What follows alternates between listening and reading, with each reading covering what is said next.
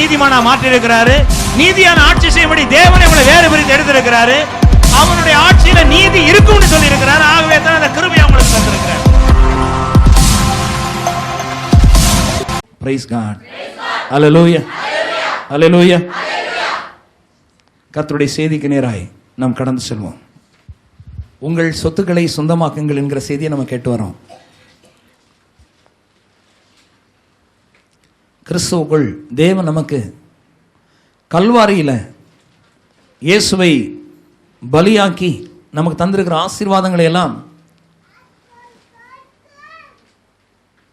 நாம் அனுபவிக்கும்படியாக தேவனுடைய வார்த்தைகளை கேட்டு வருகிறோம். எல்லாவற்றையும் காட்டிலும் கர்த்தருடைய வார்த்தை ரொம்ப மேலானது. வேதாந்தத்தில் இன்றைய தினத்தில் நாம் கவனிக்க இருப்பது சிந்தையும் மனப்பாங்கும், அல்லது சிந்தையும் மனப்பான்மையும், மைண்ட் அண்ட் மைண்ட் செட். இது நம்முடைய ஆசீர்வாதத்தோடு ஒரு வாழ்க்கையை வாழ்வதற்கு, அல்லது தேவனுடைய நமக்காய் தந்திருக்கிறவைகளெல்லாம் சுதந்திரித்துக் கொள்வதற்கு நம்முடைய சிந்தையும் நம்முடைய மனப்பாங்கும் உதவுகிறது என்பதை இந்த நாளில் அறிந்து அப்படிப்பட்ட சிந்தையோடும் மனப்பாங்கோடும் நாம் வாழ வேண்டும். நிறைய பேர் நல்ல கிறிஸ்தவர்களாக இருக்கிறாங்க, பார்வைக்கு சிந்தையினாலே அல்லது தன்னுடைய மனப்பாங்கினாலே தேவனுடைய ஆசீர்வாதங்களை பெற்றுக்கொள்ளாமல் முடியாமல் ஆகிவிடுகிறது. சில ஆட்களை பார்த்த உடனே நம்ம கண்டுபிடிச்சிடுறோம். அந்த காலத்தில் பெண்ணு வீட்டுக்காரர் மாப்பிள்ளை வீட்டுக்கு போனால் மாப்பிள்ளை பார்க்குறதுக்கு மற்றவங்க அவங்கள பற்றி சொல்கிறத காட்டிலும் இவங்களாம் நேரில் பார்க்கணுன்னு ஒரு எண்ணம். பார்க்கும்போது நிதானிச்சிருவாங்க ஒரு 5 நிமிஷத்தில். முகத்தை பார்த்த உடனே இந்த ஆடு நம்ம மகளுக்கு ஒத்து போகும், இது தலையாட்டி ஆடு மாதிரி இருக்குது, சுகமாக இருக்குது அப்படின்னு சில பேர் தீர்மானிச்சிருவாங்க. பார்த்த உடனே தெரியும் இந்த பையன் அப்புறாணி, இது நம்ம பிள்ளை வெடிவாளுக்கு இது கொஞ்சம் ஒத்து போகும், அதுவும் வெடி இதுவும் வெடினா ஒரே வெடியாயிரும் அப்படின்னு போன உடனே தீர்மானிச்சிடுறாங்க. பார்த்த உடனே கண்டுபிடிச்சிக்கிடுறாங்க, சரிதான் இதுதான் ஒத்து போகும் அப்படின்னு தீர்மானிக்கிறாங்க. அது எப்படி கண்டுபிடிக்கிறாங்க? முகத்தை பார்த்த உடனே தெரிஞ்சு போகுது. அவங்களுடைய சோகமாக இருக்கிறத பார்த்து, இருக்கிற விதத்தை பார்த்து, பௌயமாக அந்த சேரில் உட்கார்றதை பார்த்து, எழுந்து நடந்து வர்றதை பார்த்து, அப்படி அவனுடைய சரீரம் அசைவதை பார்த்து எல்லாத்தையும் கண்டுபிடிச்சிடறாங்க. இந்த ஆள் சோகமான பையனா இல்லை கொஞ்சம் ரஃப்பாக கொஞ்சம் அதான்னு கண்டுபிடிச்சிடறாங்க கொஞ்ச நேரத்தில்.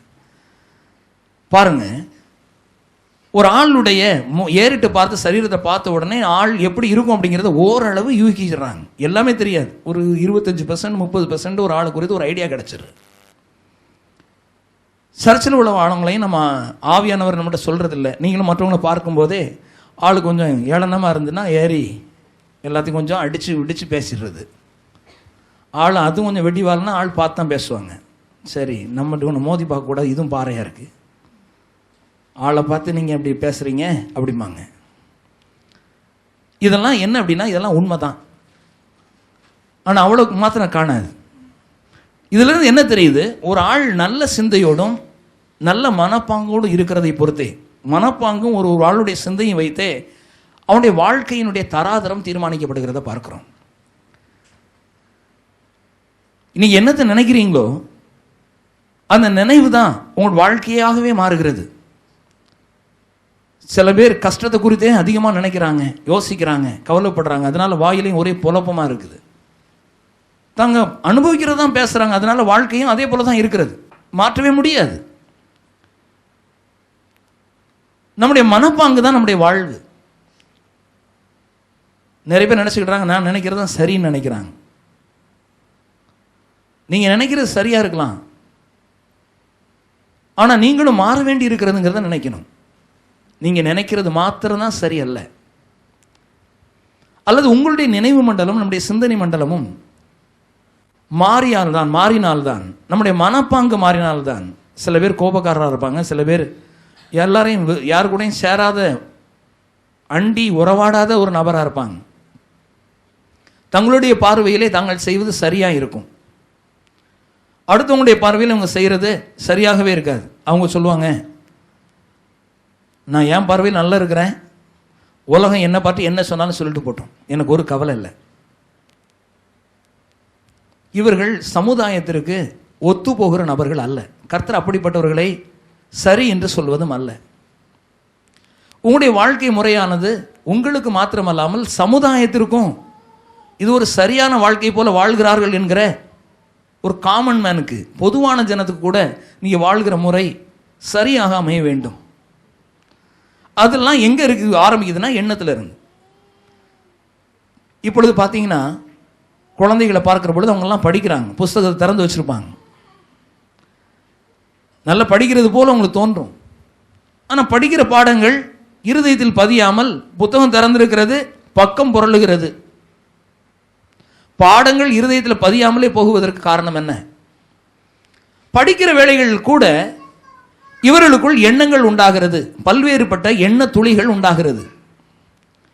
அந்த எண்ண துளிகள் அங்கே தோன்றிக் கொண்டிருப்பதினாலே இவர்கள் புத்தகத்தில் இருக்கிறதை கருத்தாய் கவனியாமல் அந்த எண்ணங்கள் ஆழ்வதினாலே இவருடைய படிப்பில் அதை எதை படிக்கிறார்களோ அதில் 100% இருதயத்திற்குள் அது செல்லாமல் கொஞ்சம் கொஞ்சமாக எது உள்ளுக்க சொல்லுகிறது. ஆக இவருடைய மதிப்பெண்களும் சரியாக எடுப்பது இல்லை. அவர்கள் ஒரு 25%, 30%, 40, 60 அதை பொறுத்தவரை எடுக்கிறாங்க. ஏனெனில் இவருடைய மதிப்பெண்களை குறைப்பது என்னவென்றால் இவர்கள் எண்ணுகிற எண்ணங்கள், அந்த நேரத்திலே யாரோடு பழகுவது, யாரோடு பேசுவது, எங்கே செல்வது என்கிற எண்ணங்கள் இருப்பதினாலே, மற்றவர்களை குறித்து யோசிப்பதினாலே, இன்னும் பல்வேறு விதமான எண்ணங்கள் ஓடிக்கொண்டிருப்பதினாலே அவர்களுக்கு வரக்கூடிய எல்லா ஐடியாவும் உண்டாகிற அந்த நேரத்தில் படிக்கிற பொழுது இந்த ஐடியாஸ் எல்லாம் சேர்ந்து கன்செப்டை உண்டாக்குது.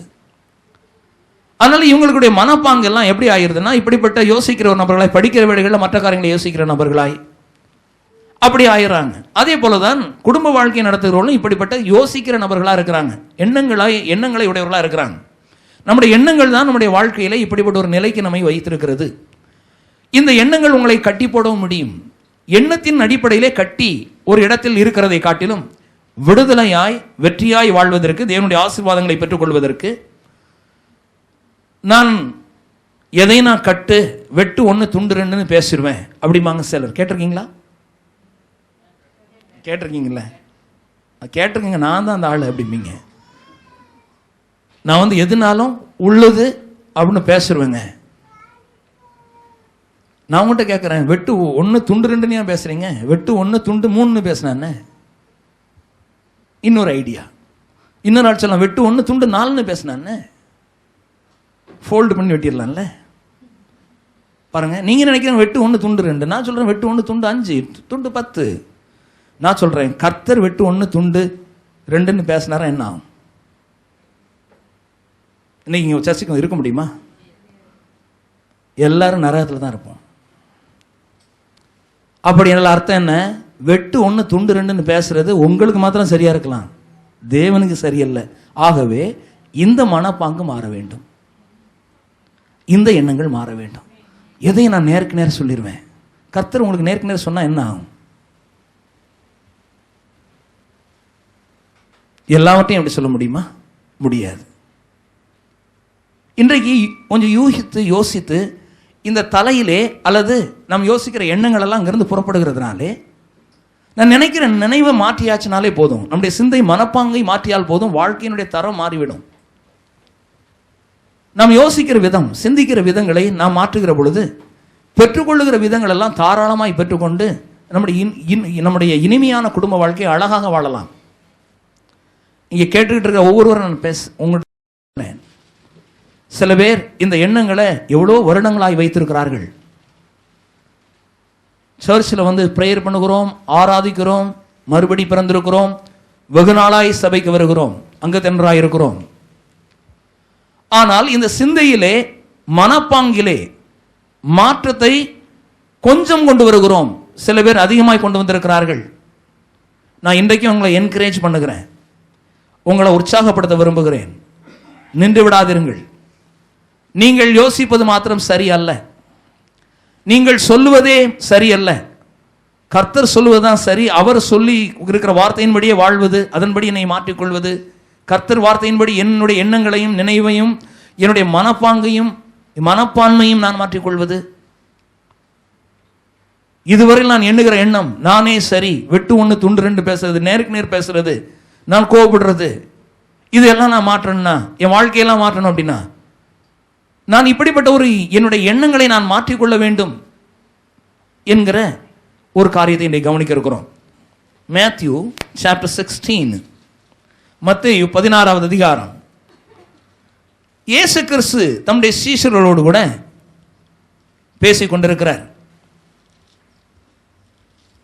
இந்த 16வது அதிகாரத்தினுடைய 13வது வசனத்தை நான் உங்களுக்காய் நான் படிக்கிறேன், கவனியுங்கள். பின்பு இயேசு பிலிப்பு செசரியாவின் திசைகளில் வந்தபோது தம்முடைய சீஷரை நோக்கி, மனுஷகுமாரனாகி என்னை ஜனங்கள் யார் என்று சொல்லுகிறார்கள் என்று கேட்டார். நிறைய பேர் உலகத்தில் யாரும் என்னன்னு சொல்லிட்டு போட்டோம், எனக்கு ஒரு கவலை இல்லை அப்படின்னு சொல்றவங்களுக்கு நான் கேட்குறேன், நீங்க சொல்றது சரியா? உலகத்தில் உங்களை மற்றவங்க யாருன்னு நினைக்கிறாங்க அப்படின்ட்டு அறிய வேண்டும்ங்கிறது ரொம்ப முக்கியமானது. ஏசு அதனால தான் கேட்டார். மற்றவங்க என்னை பற்றி எதுவும் நினைச்சிட்டு போட்டோம், எனக்கு கவலை இல்லை, நான் சரியாக தான் வாழ்கிறேன். இயேசு தன்னை சரி செய்து கொள்ளும்படியாக கேட்கவில்லை. ஆனால் இதுல இருந்து ஒரு அர்த்தம் தெரிகிறது, உலகத்தில் இருக்கிறவங்கள்ட்ட ஃபீட்பேக் வாங்குறது அவசியம். அக்கம் பக்கத்து வீட்டுக்காரர் என்ன பண்றாங்க சொல்றாங்க, மாமா மாமியார் என்ன சொல்றாங்க, மருமகனும் என்ன சொல்றாங்க, பிள்ளைகள் என்னை குறித்து என்ன சொல்றாங்க, பெற்றோர்கள் என்னை குறித்து என்ன சொல்றாங்க, நண்பர்கள் என்னை குறித்து என்ன சொல்றாங்க, சபையார் சக விசுவாசி என்னை குறித்து என்ன சொல்லுகிறார்கள். பிரைஸ் காட், ஹல்லேலூயா. இதுதான் நம்மை மாற்றும்படியாக முடிவெடுக்க வைக்கிறது. ஒருவன் தனக்காகவே ஜீவியாமல் பிறனுக்காக ஜீவிக்கிறான். நான் ஒரு 1 பெட்ரூம் ஹால் கிச்சன்ல வாழ்ந்து பரலோகத்துக்கு போகிற நபர் அல்ல. அந்த எண்ணத்தை முதல்ல நினைங்க. நானும் எங்க வீட்டில் வாழ்ந்து பிள்ளை குட்டிகளை திருமணம் பண்ணி கொடுத்துட்டு அதெல்லாம் பரலோகத்துக்கு போய் சேர்ந்துருவோங்கிற அந்த அப்படி எண்ணத்தோட கர்த்தர் உங்களை உண்டாக்கல. இப்படிப்பட்ட குறுகிய மைண்ட் செட்ல, இப்படி குறுகிய மனப்பான்மையோடு, குறுகிய எண்ணங்களோடு வாழ்வது தவறானது. நீங்க வாழ்வது உங்களுக்காக, உங்களுடைய குடும்பத்திற்காக மாத்திரம் அல்ல. உங்களுக்கு தந்த பிள்ளைகளை வளர்த்து ஆளாக்கி அவர்களை படிக்க வைத்து அவர்கள் நன்றாய் ஆக்குவது மாத்திரம் உங்களுடைய வேலை அல்ல. முதலாவது அதை அறிய வேண்டும். ஆபிரகாம் அதற்காக வாழவில்லை, யோசேப்பு அதற்காக வாழவில்லை, தாவீது அதற்காக வாழவில்லை, எலியா அதற்காக வாழவில்லை, பவுல் அதற்காக வாழவில்லை, யோவான் அதற்காக வாழவில்லை, யோவான் ஸ்நானகன் அதற்காக வாழவில்லை. தேவனுடைய பிள்ளைகள் வேதாகமத்தில் குறிப்பிட்ட வேதாகம விசுவாச வீரர்கள் அதற்காக வாழவில்லை. எபிரேயர்கள் நிருபத்தில் படிக்கிறோம், விசுவாச வீரர்கள் அதற்காக வாழவில்லை. நானும் என் குடும்பமும் என் வேலையும் என்னுடைய பொருளாதாரமும் என் பிள்ளைகளும் பேரம்பேத்திகளும் நன்றா இருக்கணும், மற்றது எப்படி போனா போட்டும் அப்படின்னு நினைக்கிறவங்க சொல்லுவாங்க, நாங்க நல்லா தான் வாழ்றோம், மற்றவங்க எதை சொன்னாலும் எனக்கு பிரச்சனை இல்லை அப்படின்னு சொல்றவங்க தேவனுடைய திட்டத்திலும் சித்தத்திலும் இல்லை. என்னை பொறுத்தளவில் அவர் உண்மையிலேயே ஒரு சபையில வசனங்களை கேட்டு வாழ்கிறார்களா என்பது ஒரு கேள்விக்குறி. ஆகவே தேவனுடைய ஆசீர்வாதத்தோடு, தேவன் நமக்கு கொடுத்தவைகளோடு நான் வாழ வேண்டுமெனில் நம்முடைய எண்ணங்கள், சிந்தைகள், நம்முடைய மனப்பாங்கு, நம்முடைய வாழ்வின் முறைகள் மாற வேண்டியது நிச்சயமாக இருக்கிறது. கொஞ்சம் யோசித்து பார்ப்போம். சபைக்கு செல்வது ஏதோ ஒன்று திருமணத்திற்காகவோ அல்லது அடக்க ஆராதனை நடத்துவதற்காகவோ அல்ல. சபை என்பது ஒரு சொசைட்டி. ஆமென், ஹல்லேலூயா. சமுதாயத்திற்கு நான் ஒத்துப்போக வேண்டும், சமுதாயத்தோடு இணைந்து வாழ வேண்டும். இயேசு சொன்னார், ஒருவரை ஒருவர் நேசியுங்கள், ஒருவரை ஒருவர் தாங்குங்கள், ஒருவரை ஒருவர் மன்னியுங்கள். பிரைஸ் காட், ஹல்லேலூயா, ஆமென். ஒருவரோட ஒருவர் பழகினாதான் ஏதாவது பிணக்கம் வரும். பிணக்கம் வந்தாதான் மன்னிப்பை கேட்க முடியும். பழகவே இல்லைன்னா எதுக்கு நம்ம சண்டை வரப்போகுது?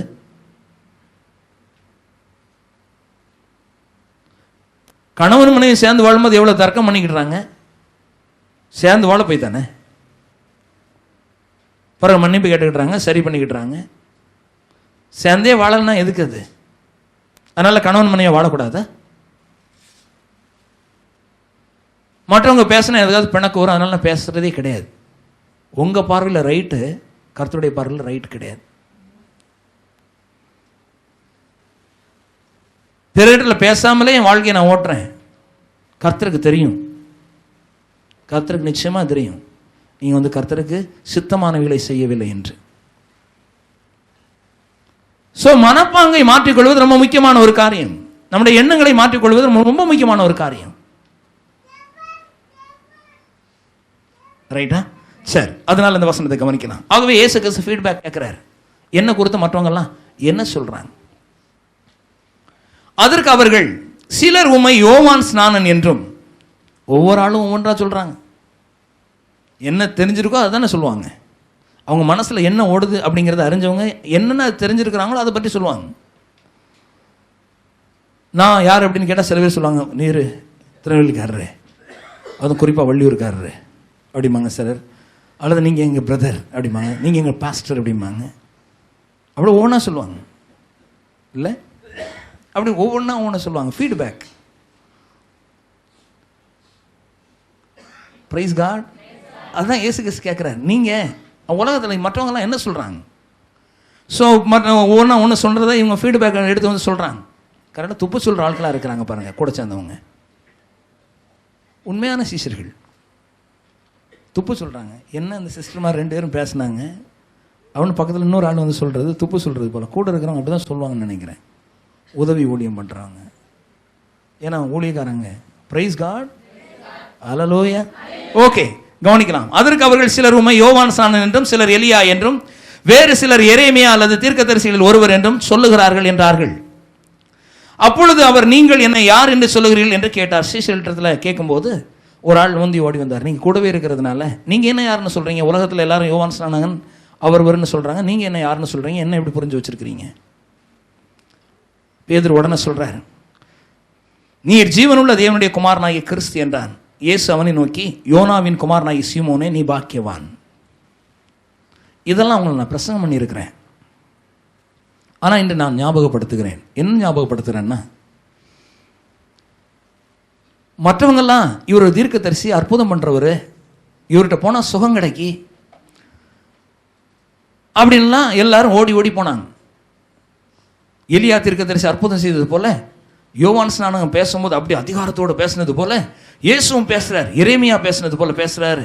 அவரெல்லாம் கேள்விப்பட்டிருக்கிறோமே, அதே போல இவர் இருக்கிறதுனால இவர் நிச்சயமா ஒரு தீர்க்கதரிசி, அற்புதங்கள்லாம் செய்கிறார் அப்படின்ட்டு ஊர் எல்லாமே இதே பேச்சு. ஆகவே இவர் அற்புதம் செய்கிறவர். ஆட்கள்லாம் திரண்டு போறாங்க, எல்லாருக்குமே இதே எண்ணம். ஆனா பேதுரு இந்த அற்புதம் அடையாளங்கள்லாம் தாண்டி ஒன்று பேசுறாரு. ஏன்னா இவர் அற்புத அடையாளத்துக்காக மாத்திரம் இயேசுவை பின்பற்றல. உலகத்தார் எதை பார்த்தாங்க இயேசு கிட்ட? மற்ற காரியங்களை பார்க்குறாங்க. ஆனால் பேதுரு பார்க்கறது இன்னும் அதிகமாக கொஞ்சம் பார்க்குறாரு. நிறைய பேரை பார்த்தீங்கன்னா அற்புதங்கள் ஆண்டவரத்துலேருந்து என்ன கிடைக்கும், இவர் பெரிய பெரிய ஆள் தான் அப்படின்னு அவரை குறித்து நிறைய புகழ்றாங்க. ஆனால் பேதுரு இதை ஒன்றுமே சொல்லாமல், எலியான்னு சொல்லாமல், அல்லது எரேமியான்னு சொல்லாமல், மோசேன்னு சொல்லாமல், தீர்க்கதரிசியில் ஒருவர்னு சொல்லாமல் ஒன்று சொல்கிறார். ரொம்ப சத்தியமான ஒன்றை சொல்கிறார், உண்மையான ஒன்றை சொல்கிறார். நீர் ஜீவனுள்ள தேவனுடைய குமாரனாகிய கிறிஸ்து என்றான். ரொம்ப அருமையான வெளிப்பாடு. அறிஞ்சிருக்கிறார் கண்டிப்பாக. தேவனுடைய பிள்ளை நீர், தேவனுடைய ஜீவனுள்ள தேவனுடைய குமாரனாகிய கிறிஸ்து அல்லது மெசையா. நீர் தான் அந்த நபர், வரக்கூடியவர். உம்மால் தான் உலகத்தில் விடுதலை உண்டு, வாழ்வு உண்டு. மற்றவங்க அற்புதத்தையும் அடையாளங்களை மாத்திரம் பார்த்தாங்க. தேவனிடத்தில் எவைகள் நமக்கு உண்டு, என்னது கிடைக்கும் குடும்ப வாழ்க்கைன்னு நினைச்சுக்கிட்டு இருந்தாங்க உலகத்தில் உள்ளவங்க, பார்த்தவங்கலாம். ஆனால் இவர் பார்க்குறாரு, முழு வாழ்வும் உமக்குள் இருக்கிறது என்று பார்த்து, நீர் ஜீவனுள்ள தேவனுடைய குமாரனாகிய கிறிஸ்து என்கிற மாபெரும் வெளிப்பாட்டோட பேசுறது பார்க்குறோம் கூட இருந்ததுனால. கர்த்தர் சொல்றாரு, நீ பாக்கியவான். Praise God. ரொம்ப சந்தோஷம். இதிலிருந்து அடுத்தல தொடர்ந்து படிப்போம். இயேசு என்ன சொல்றாரு பாருங்க. அடுத்த வசனம் சொல்றார். இயேசு அவனை நோக்கி, யோனாவின் குமாரனாகிய சீமோனே, நீ பாக்கியவான்.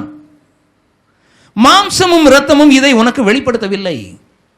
சொல்லிட்டாரு, உன் அறிவு உனக்கு சொல்லல. மாம்சம் இரத்தம்னா உன் புத்தி உனக்கு சொல்லல. நீ பார்த்ததன்படி என்கிட்ட பேசல. மற்றவங்க எல்லாம் பார்த்ததை சொன்னார்கள், அற்புதத்தை பார்த்தார்கள் சொன்னார்கள்.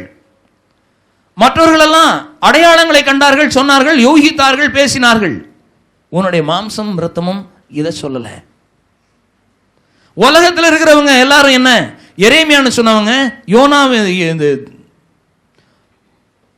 யோவான் ஸ்நானகன் என்று சொன்னவங்க, எரேமியான்னு சொன்னவங்க, எலியான்னு சொன்னவங்க அல்லது ஒரு தீர்க்கதரிசியில் ஒருவர்னு சொன்னவங்கெல்லாம் மாம்சம் ரத்தத்தின்படி பேசினாங்க.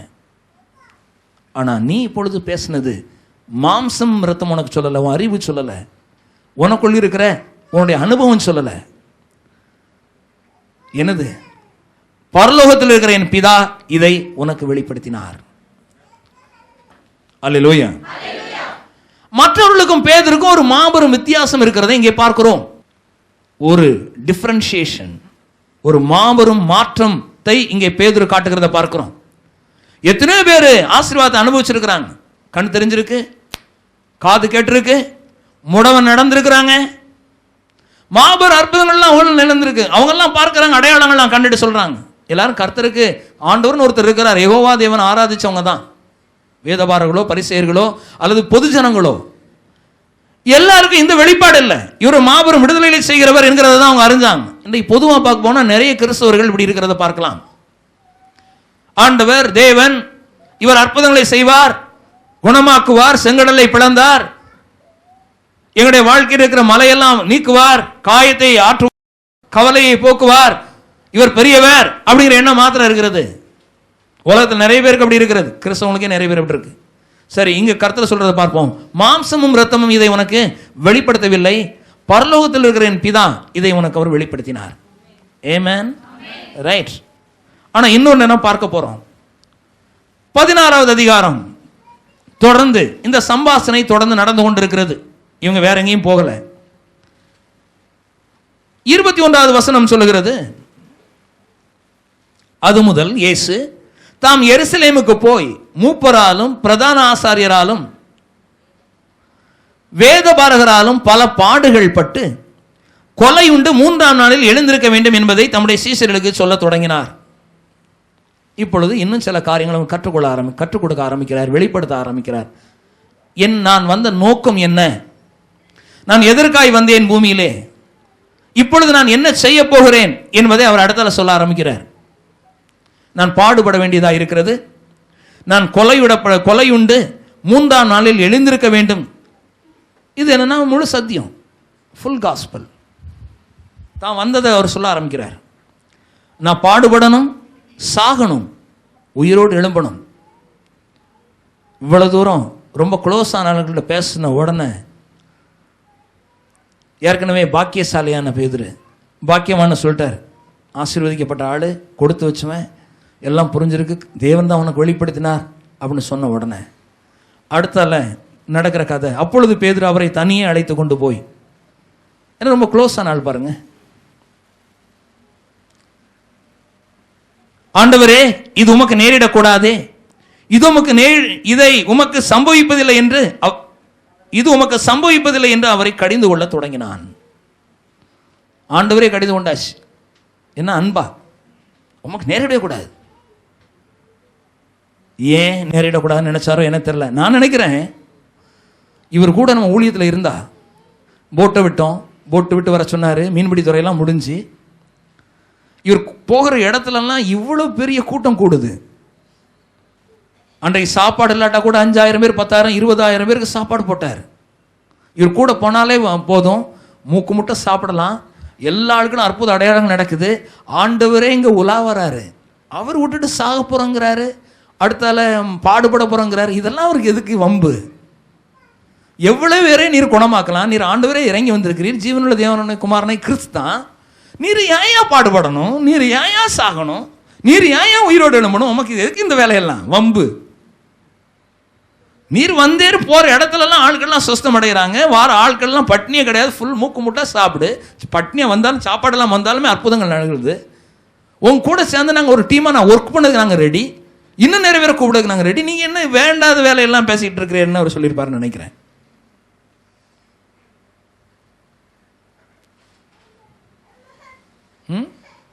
உடனே இயேசு சொன்னார், பின்னால போக சாத்தானே. இப்ப தானே சொன்னார் பாக்கியவான், அந்த கொஞ்ச நேரத்துக்குள்ள சாத்தானு சொல்ல ஆரம்பிச்சிட்டாரு இயேசு அவரை, இல்லையா? இது நமக்கெல்லாம் தெரியும் பாருங்க. இதுல இருந்து நமக்கு ஒன்று தெரிய வருகிறது. என்ன தெரிய வருகிறது? உலகத்தார் இயேசுவை குறித்து இவர் யோவான் ஸ்நானகன் என்றும் இவர் தீர்க்கதரிசி என்றும் அல்லது எரேமியா தீர்க்கதரிசி என்றும் எலியா என்றும் அல்லது இப்படிப்பட்ட ஒரு நபர் என்றும் உலகத்தார சொல்றத பேதுரு சொன்னார். ஆனா இவர் அதை காட்டிலும் ஒரு மாபெரும் உண்மையுடையவராக இருந்தார். நீர் ஜீவனுள்ள தேவனுடைய குமாரனாகிய கிறிஸ்து அப்படிங்கிற வெளிப்பாட்டோட வாழ்ந்தார். ஆனா இவருடைய வெளிப்பாடும் இவருடைய அறிவும் ஆழமானதல்ல, கொஞ்சம் தான் இவருக்கு தெரிஞ்சிருந்தார். அதுக்கு பிறகு உள்ள காரியம் இவருக்கு தெரியாம இருந்துச்சு, நிறைய காரியம். அதனாலதான் இயேசு சொல்றாரு, ஒரு முக்கியமான ஒரு காரியத்தை அவன்கிட்ட சொல்றதை பாருங்க. 16வது அதிகாரத்தினுடைய 23வது வசனம் சொல்றாரு, அவரோ திரும்பி பேதுருவை பார்த்து, எனக்கு பின்னாக போ சாத்தானே, நீ எனக்கு இடரலாய் இருக்கிறாய். பாக்கியவான் இப்போது இடரலா இருக்கிறார். இயேசுவே சொல்லிட்டார்.